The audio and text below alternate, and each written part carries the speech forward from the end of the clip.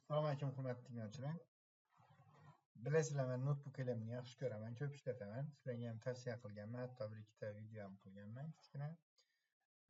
Hozir notebook elimda yana bitta yangilik keldi, yangilanish, ya'ni update keldi. Shu updatelarni tushuntirib o'tmoqchiman sizlarga. Shoyat sizlarning ishlaringiz notebook elimda osonlashsa.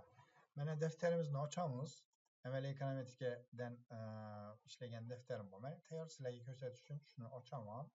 Mana shu yerda hozir tayyor slaydimiz bor. Mana shu slaydning yon tarafida 3 ta nuqta bor. Tayyorlandi slaydimiz, faraz qilaylik tayyorlandi. 3 ta nuqta bor, shuni bosamiz. Shu yerda mana qarasangizlar PDF yuklab olish, keyin PowerPointda yuklab olish degan knopkasi ham keldi. Ya'ni shunaqa tugma ham keldi. Lekin bu qanchalik foydali bo'ladi bilmayman sizlarga. Shunda ham bormi bor. Bosib ko'ramiz. Mana PDF PowerPointni tushirdi. PowerPointni ochamiz. Lekin rasm holida shu PowerPointda o'zgartirish qila olmaymiz. Bu rasm holida hech qanday ichiga kirib o'zgartirish imkoniyatimiz yo'q. Canva bilan yoki bo'lmasa rasm bilan ishlaydigan mana ichiga kira olmaymiz. Maxsus programmalarda redaktor qilsangizda bo'ladi. Endi men aytmoqchi bo'lgan asosiy yangiligim bu emas edi. Asosiy yangilik bu shu PDF ni o'zini tahrirlashimiz mumkin. PDF faylini o'zini tahrirlashimiz mumkin. Masalan, bu yerda mana o'ng tarafda slaydlarni ko'rib turibmiz. PDF ni o'zida qanday qilib o'zgartirish qilamiz? Masalan, mavzu juda uzun, mavzuni qisqartiramiz. Masalan, iqtisodiy jarayonlarni modellashtirishda amaliy regression tahlil usullarining qo'llanilishi edi. Bu yerda iqtisodiy jarayonlarni modellashtirish deb qo'yamiz. Prosta iqtisodiy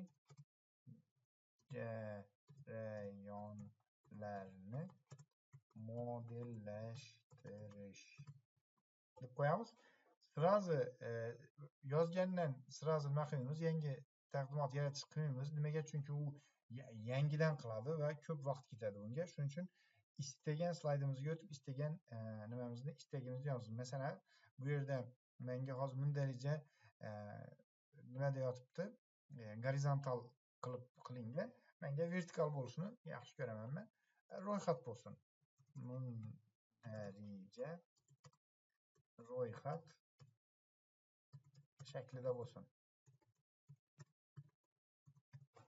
Deymiz va yangi taqdimot yaratish knopkasini bosamiz, tugmasini bosamiz. Qarab tursak, mana ko'rdingizlarmi?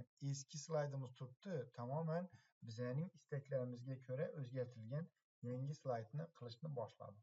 Endi ozgina kutamiz. Slaydimiz yangidan hosil bo'lguncha tushga to'g'ri keladi. 515 ta bosib yubordik. Ko'ramiz necha minutda qilar ekan. Hurmatli tinglovchilar, mana 517 2 minutda qildi. Endi slaydimizni ochib ko'ramiz. Mana ko'rib turganlaringizdek, iqtisodiy jarayonlarni modellashtirish qilib mavzuni o'zgartirdi. Ikkinchi, mundarijamiz. Eslaringizda bo'lsa, mana bu gorizontal o'qda yotuvdi, bunaqasiga hozir vertikal qilib ro'yxat qilib berdi. Mana ro'yxat qilib berdi.